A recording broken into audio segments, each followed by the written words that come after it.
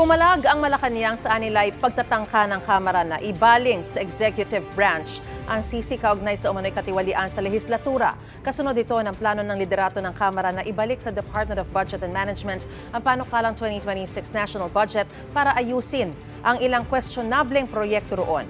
Mungkahi naman ang ilang senador gawing transparent ang deliberasyon sa budget para wala nang lumusot.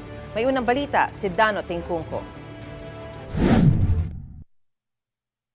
Sa isang pahayag ni Executive Secretary Lucas Bersamin na ipinost ng Presidential Communications Office, mariin anyang tinututulan ng gabinete ang mga anyay spin mula sa ilang miyembro ng House of Representatives na nagtangkang ibaling ang sisi sa ehekutibo sa mga katiwalian at kapalpakan ng lehislatura. Hindi raw nila kinukonsinte ang anumang pag-atake sa integridad at reputasyon ng ehekutibo at paggamit ng anyay political theatrics para i-hostage ang budget process. Sabi pa ni Bersamin, wala anyang silbi ang anumang investigasyon kung hindi bubusisiin ng mga anyay ugat ng katiwalian.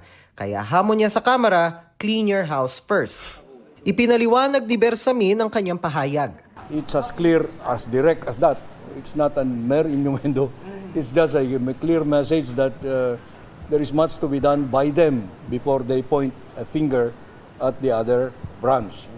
Hindi raw siya galit, pero malian niya ang pananaw na ibalik sa kanila ang panukalang budget lalo't labas ito sa prosesong inaatang ng saligang batas. They are only doing their job, but one member is particularly wrong in saying that they should return to us the NEP. That is not in the constitutional order.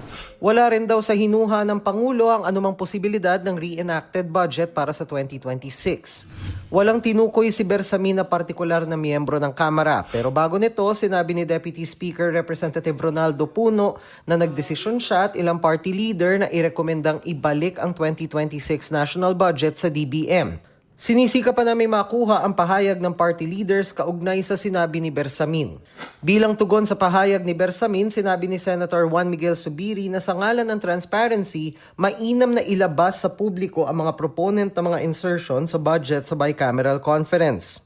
Transparency din ang isinusulong ni Senator Panfilo Lacson at Senate Minority Leader Tito Soto. Para makita natin, matrack natin, yung mula sa paggawa pa ng NEP. Sino mga naglagay niyan?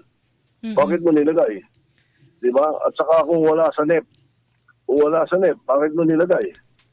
Kaibigan mo ba yung kontraktor? Para sa deliberasyon sa 2026 budget, suwestyon ni Soto dalhin sa plenaryo ang anumang panukalang amyenda sa budget para hindi lumabas na insertion. Sa isa namang pahayag na mahigit 100 grupo mula sa iba't ibang sektor kabilang ang Makati Business Club, mga universidad at iba pang civil society groups, kailangan na raw nating makawala at talikuran ang sistema ng korupsyon na pumapatay sa mga Pilipino at sumisiraan nila sa tiwala sa gobyerno. Ang korrupt na sistema dapat nilang palitan ng sistema ng transparency at accountability. Nanawagan sila sa DPWH at DBM na mag-convene ng Independent Multi-Sectoral Review Committee na binubuo ng mga civil society groups, scientists at komunidad para pag-aralan ng mga 2026 budget proposal. Nanawagan din sila na itigil na ang congressional insertion lalo sa Bicameral Conference Committee sa Pangulo at DPWH na magbigay ng full transparency sa mga flood control project na mga nakalipas na taon. Nanawagan din sa Pangulo ang mga grupo na isapubliko ang mga dokumento sa mga proyekto para sa potensyal na participatory audit ng publiko at civil society kasabay ng Commission on Audit. Dapat din daw may managot sa katiwalian, hindi lang daw ang mga itinuturing na small fish kundi mga mastermind sa likod ng eskandalo. Ito ang unang balita, Dano Tingkungko para sa GMA Integrated News.